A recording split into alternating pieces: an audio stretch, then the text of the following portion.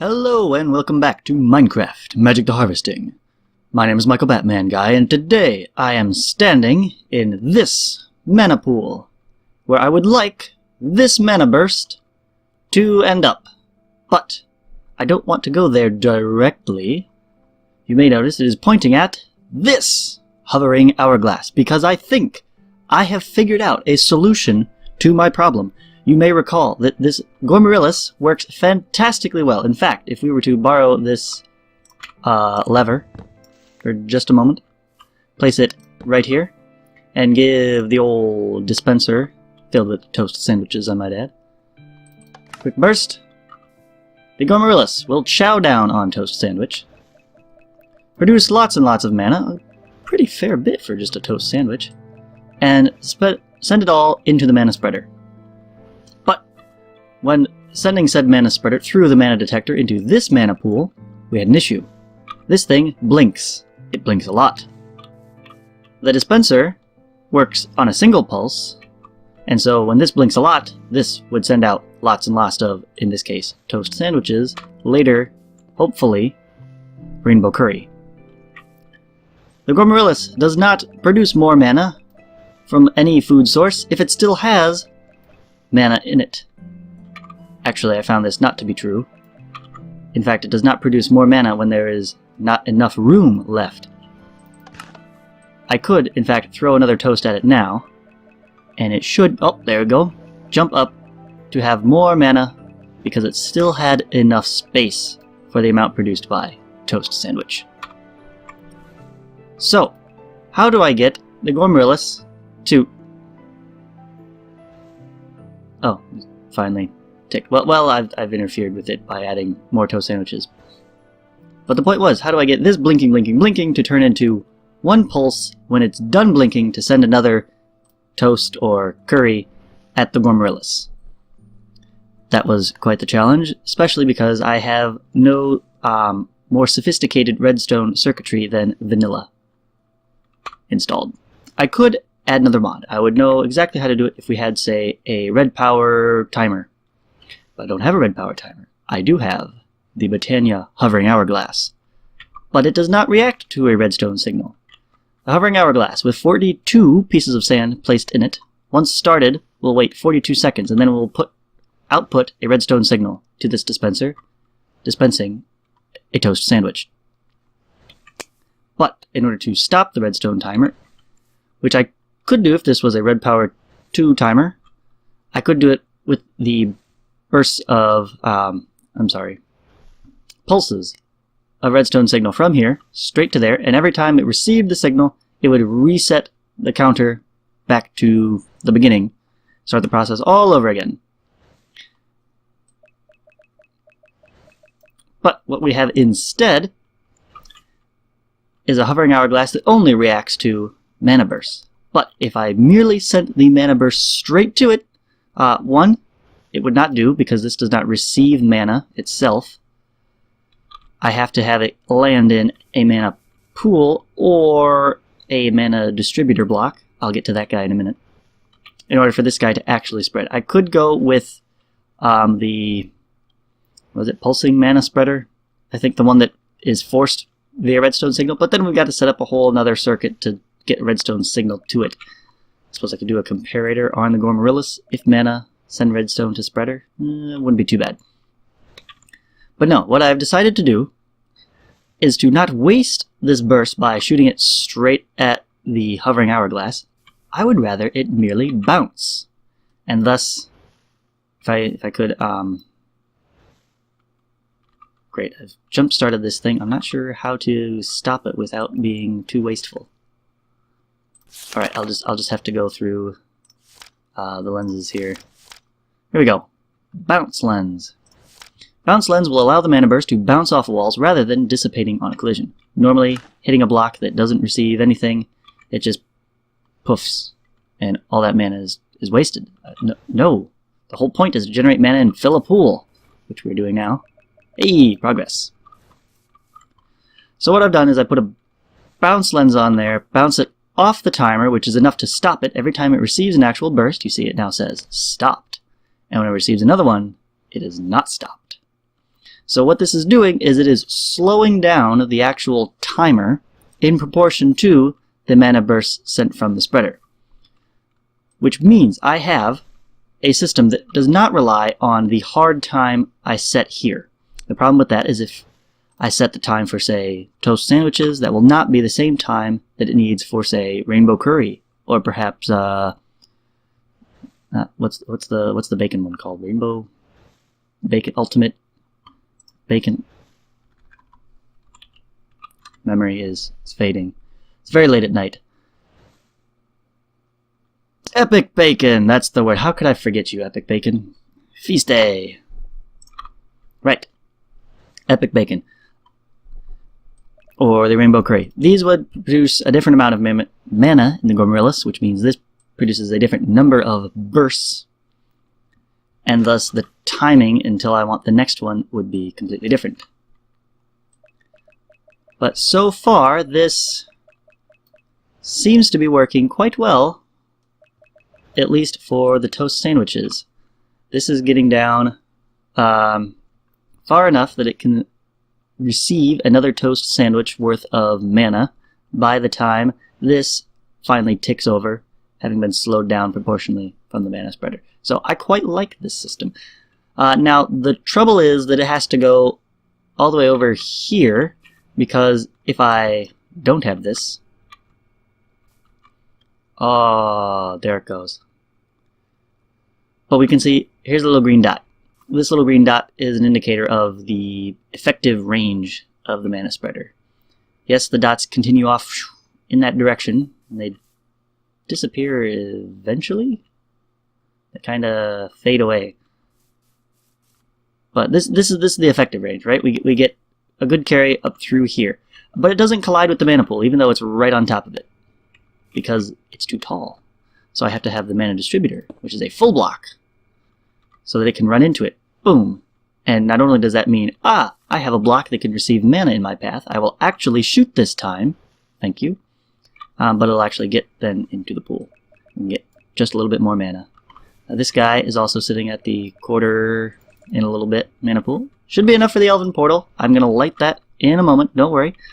But I would like to try one more thing, and that is this next lens here, the Gravity Lens.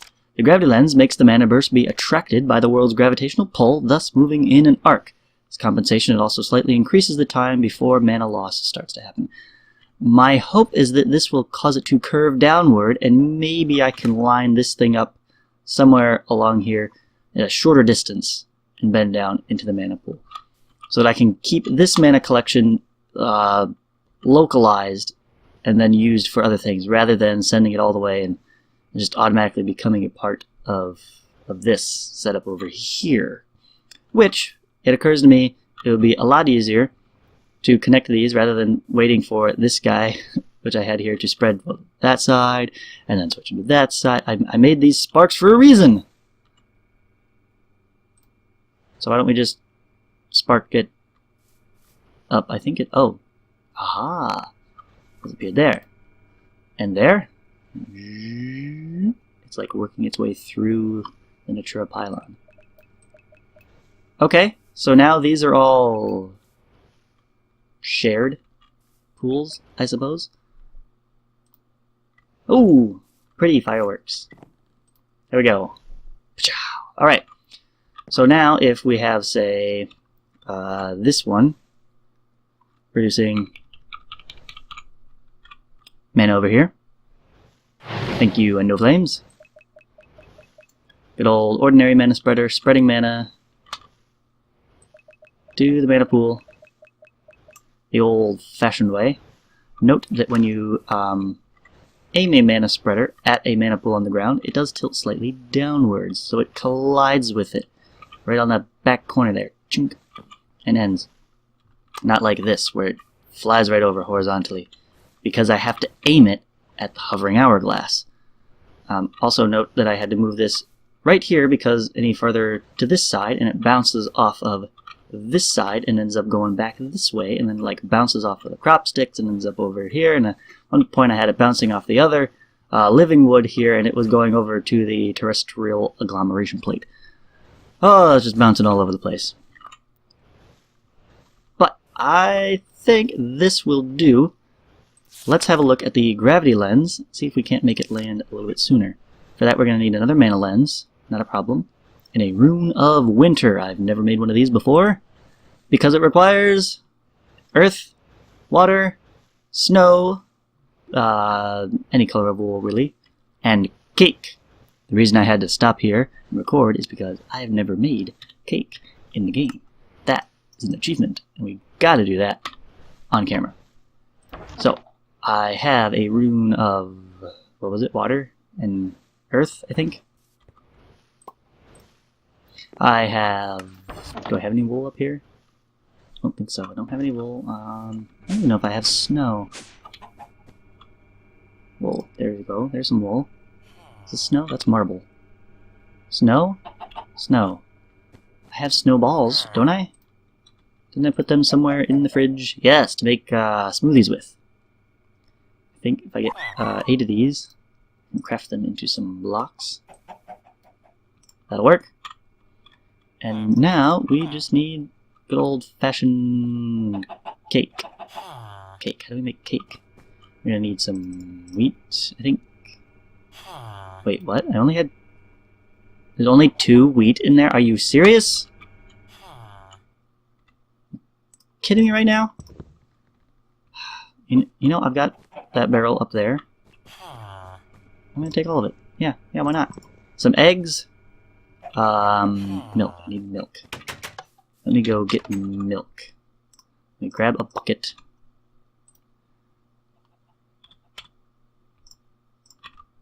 And where is my cow? Aha! Cheese pyramid coming along nicely. That fly is still trapped down there. I don't know how I got down there in the first place, but I don't know how to get him out without totally destroying everything. It's working there. I've got to finish off this next layer here, and then we'll put a new point on it. But hey, at least it's taller than I am now. Cow requires fencing because those darn leads keep breaking. Fix your game, Mojang. Come on. Okay, how does cake work again?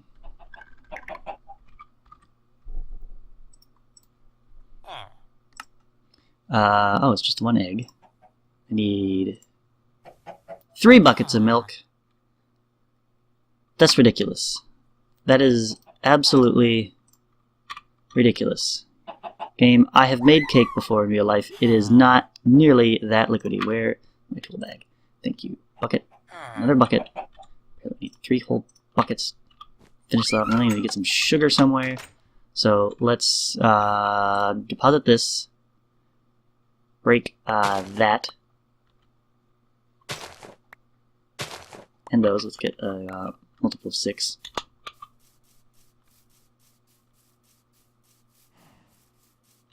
More cow juice. And we rush on back. Apply milk liberally across the top of the mixture. Beat the sugarcane into submission. So it's 1 to 1. I didn't really need 6 of them. Cake! Launch the fireworks inside. Don't try this at home. Whee! Yeah! Cake! It's not a lie. It's in my hand. It's real. I promise. And now, cake goes there, followed by snow, snow, and wool. Winter room. I'm gonna need a rock. Rock, rock, rock, rock, rock, then rock. There we go. Are there yet? While we're waiting, I'm gonna go ahead and put my buckets back. I'm not sure what else to do with this, and need 4 of those for a lens. I'm gonna have to grab a piece of glass while I'm downstairs again. Eee, right. Water and earth. Okay, seriously, I've got 1 of each now. Let's actually save them for making more runes. If I want to do something else, I'm gonna have to make more. No, I need lens first. Get some glass. I wish you could make these with mana glass. That would be great, as opposed to coming and getting vanilla pains all the time, because, let's face it, it's a pain. Jump, come on. Hurry up, the people are waiting. Mana lens plus Rune of Winter, because gravity is cold. I don't know. And we take that off of there. Ooh, right, snowball. Slime ball. Where are you? Thank you. This stuck to that makes the composite gravity bounce lens. Or bounce gravity. I wonder if it matters which order you put them in. Alright. Haha! Oh, that is too perfect. That just bends just enough to go right there. Boom. More mana into the Gormorillus. This is fantastic. I think this actually works. I think we've done it. The only question is, A, how sustainable is this amount of mana? Server restarting in 10 minutes. That's how late it is, folks. My server is going to automatically restart at midnight. Okay, which means that we got to wrap this up in the next 4 minutes anyways. Alright, good job. Let's refill the charcoal. 1, 2, 3, 4, 5, 6, 7, 8. Boom! Haha. I love that. Whoosh. I think I'm going to keep those around just for the sound effects. This is fuller. I have no idea how these sparks work. I thought this made them, like, evenly distribute amongst themselves. Why aren't you going? Oh, you're all out. You are stopped? Not stopped. Stopped? Yes, stopped? Oh, it's going again. Okay. This is, might be tricky because... Oh, I don't care if it's locked. Locked means I can't take the sand in and out of it just by clicking. I'm just going to avoid touching that. But we do have the off chance that this fires the wrong number, that is to say like an odd instead of an even, or even instead of odd, and stops it on a stopped. Like it did now. Because this is out. This doesn't have enough for another burst. And this is stuck. And it's never going to fire again. Well, nuts, we might have a problem. But we still have this! Alright. Let's get ourselves some elven knowledge, eh? Oh, it's working! Oh, look at that! Oh, it's glowing! Oh, it's draining a little bit. That's not bad. Is it ready? How do we know if it's done? Is this enough? Can I throw you my book now? The bounce make me. Oh, Elven Guard. Ooh. Greetings. We noticed that our portal was opened via a link from another world. That's rather shocking news indeed. We thank you very much for providing us with a repository of the knowledge from your world, as to keep us up to date to what happened since we left it. It's been a while since then. It's good to see it's doing well. After some discussion with the High Council of Elvengard, we have decided to cooperate with you. You see, reading through your Lexica Botania has shown us a good amount of resources from your world that we would be extremely keen as to get our hands on, as these are non-existent in our lands. Well, that's nice. The link you have managed to establish is rather weak. No living beings will be able to go through, as you already know. However, there's a positive side to this. The link strikes the fabric of time of both our worlds in a way where it doesn't keep them in sync. That's the reason why you received your book back so quickly. Ah, that's handy. When it comes to mana and other magical energies, we are plenty stocked on them, so worry not about the portal closing on our end. Let's put this in prospect. In order for the advance of both our civilizations, we vow to accept a given set of resources from your world we lack in exchange for resources you lack in yours. We've taken the liberty of assigning our best scribes to put together a great set of knowledge from our world we're willing to share. You can find it in your lexicon just as you'd find knowledge from yours. We hope you find it enlightening and that it encourages you to invest our materials. Last but not least, do keep in mind that if you decide to send something we have not vouched to trade for, we will assume it as a gift and keep it for ourselves, just as a forewarning. We look forward to exchanging resources with you. Best regards, the High Council of Elvengard. Oh, well, that's rather nice. Ooh, look at all these cool things. Alright, we got lots of fun stuff to play with now. Just in time to wrap up the episode. So, we have just begun our deep dive into Botania. This is like the beginning of the real game. This is the actual start, right? It's the gateway to the rest of the game. I can't wait to get started. My name is Michael Batman Guy. Thank you very much for watching. I'll see you next time.